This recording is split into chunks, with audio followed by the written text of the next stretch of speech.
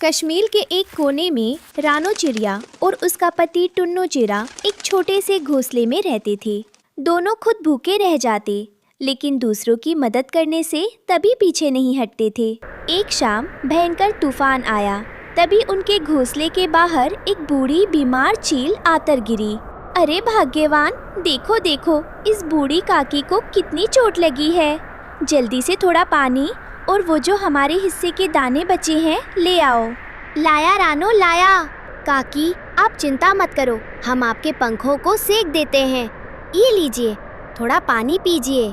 तुम दोनों सच में फरिश्ते हो। इस स्वार्थी संसार में जहाँ सब मुझे एक शिकारी समझकर भगा देते हैं, तुमने मुझे पनाह दी। मैं कोई साधारण चील नहीं, इस वन की जादुई रक्षक हूँ। तुम्हारी इस दयालुता से खुश होकर मैं तुम्हें ये चमकीली पोटली देती हूँ। इसे पीपल की खोखल में रखकर रात को सो जाना।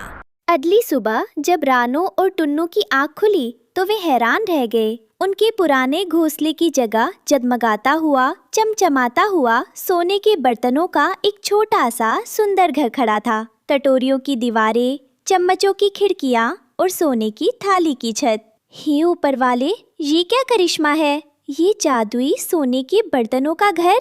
टुन्नू जी, मुझे लगता है ये सब उस बूढ़ी काकी की पोटली के कारण ही हुआ है।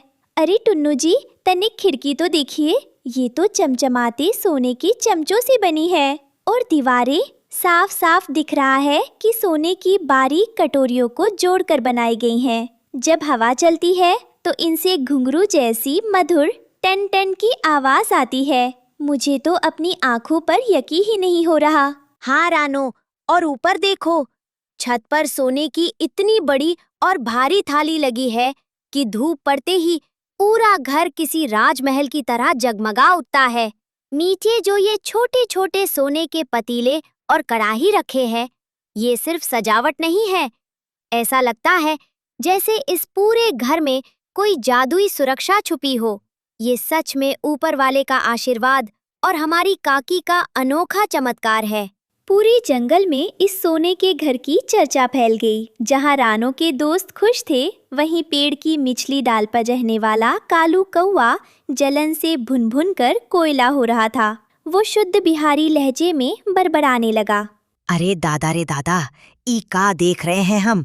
ई दुई कौड़ी की रानो और फुसफुसिया टुन्नू का इतना बड़ा भाग जाग गया।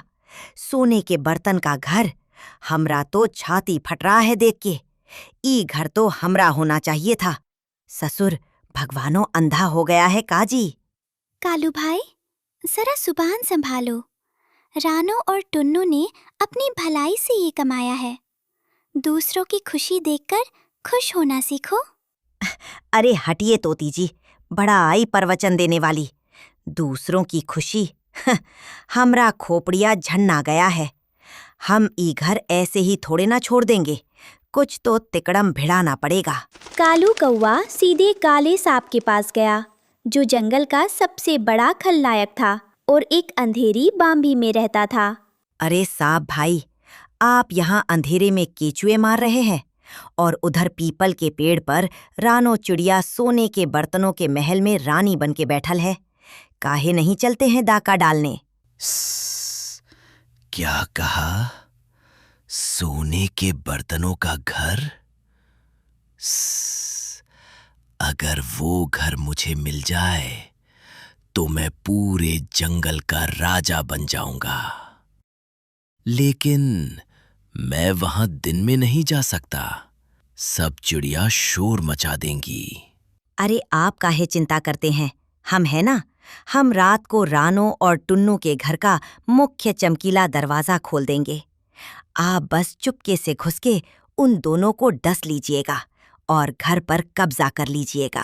कालू कौवा और काला सांप जब ये साजिश रच रहे थे, तब टुनटुनी चिड़िया झाड़ियों के पीछे दाना चुग रही थी। उसने सब सुन लिया और उड़कर सीधे मिट्ठू तोता और तुलसी तोती के पास पहुंची। मिट्ठू भैया, अनर्थ हो गया। वो दुष्ट कालू कौवा और काला सांप मिलकर आज रात रानो दीदी के सोने के घर पर हमला करने वाले हैं। वे रानो और टुन्नू भैया की जान लेना चाहते हैं। क्या? उन नीचों की इतनी हिम्मत? रानो और टुन्नू ने हमेशा सबकी मदद की है। हम उनके घर को और उन्हें कुछ नहीं होने देंगे। टुनटुनी, तुम तुरंत रानो के घर जाओ और उन्हें सतर्क करो।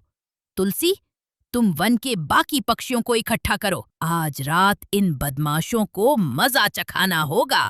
रात हुई। सोने का घर चांदनी में और भी ज्यादा चमक रहा था। रानो और टुन्नू अंदर डरे हुए बैठे थे, लेकिन उनके साथ उनके वफादार दोस्त मिट्ठू, तुलसी और टुनटुनी भी थे। बाहर सन्नाटा था। तभी झाड़ियों से सरसराहट हुई और काला सांप रेंगता हुआ आया। पेड़ के ऊपर से कालू कौवा इशारा कर रहा था। हाँ हाँ, आओ आओ साहब भाई, जल्दी से रेंग के ऊपर चढ़ो। ई सोने का चमचमाता हुआ किवाड़ हम खोल दिए हैं। बस घुस जाओ और काम तमाम कर दो। आज तो मजा आ गया। ये चमचमाता सोना अब मेरा है। जैसे ही काले सांप ने सोने के घर के अंदर अपना फन घुसाया, रानो और टुन्नू ने अपनी योजना के अनुसार घर के भारी सोने के पतीले और कढ़ाई को ऊपर से धक्का दे दिया। धड़ाम! टन टन टन! अरे बाप रे, मेरा फन दब गया, बचाओ। अरे ई का हो गया? साहब भाई तो बर्तने में फंस गए। आक्रमण दोस्तों, इन दुष्टों को मत छोड़ना। अचानक दर्जनों पक्षियों का झुंड कालू कौवे और काले सांप पर टूट पड़ा। टुनटुनी चिड़िया और तुलसी तोती ने अपनी चोंच से कालू कौवे के पंख नोचने शुरू कर दिए। अरे मैया गे मैया, ई तो पूरा पलटन आ गया। छोड़ दो भैया, हमरा पाँख उखड़ जाएगा। अरे भागो साहब भाई, यहाँ तो पासा ही पलट गया। कालू भाई, हमें तुम्हारा क्या बिगाड़ा था? तुम तो हमारे पड़ोसी थे। क्या एक घर के लालच में तुम हमारी जान ले लेते? लालच का फल हमेशा बुरा होता है कालू। और काले सांप, तुम इस वन के सबसे बड़े दुश्मन हो। आज के बाद अगर इस तरफ दिखे तो जादुई चील काकी तुम्हें जिंदा नहीं छोड़ेंगी। मैं जा रहा हूँ। दोबारा कभी इस सोने के घर की तरफ आंख उठाकर भी नहीं देखूंगा। अरे रानो बहन, टुन्नू भाई, हमरा बुद्धि भ्रष्ट हो गया था जी। हम ही लालच में आके बहुत बड़का पाप करने जा रहे थे। हमको माफ कर दो भैया। अब हम कभी कांव कांव करके किसी का बुरा नहीं सोचेंगे। हम ही जंगल छोड़ के जा रहे हैं। कालू कौवा और काला सांप हमेशा के लिए वो जंगल छोड़कर भाग गए। सुबह का सूरज उगा तो सोने का घर फिर से चमकने लगा। रानो दीदी देखो, दुष्ट भाग गए और तुम्हारी अच्छाई जीत गई।